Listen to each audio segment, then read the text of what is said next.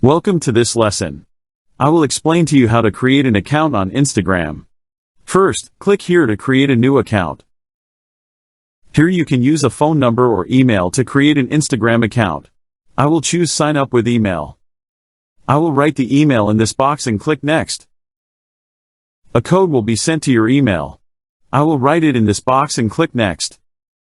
Here I will add a password for the account and click on Next. Here I will click on Not Now. We select the date of birth and then click Next.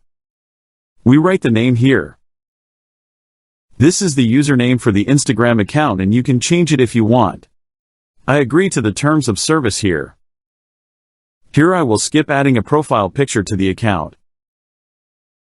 I will click Next and then Allow. Here I will click on Skip then Skip.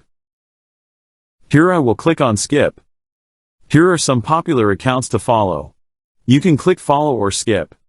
Here I will click on Next to allow notifications on Instagram. Finally, an Instagram account was created very easily. Click like and subscribe to my channel to find out everything new.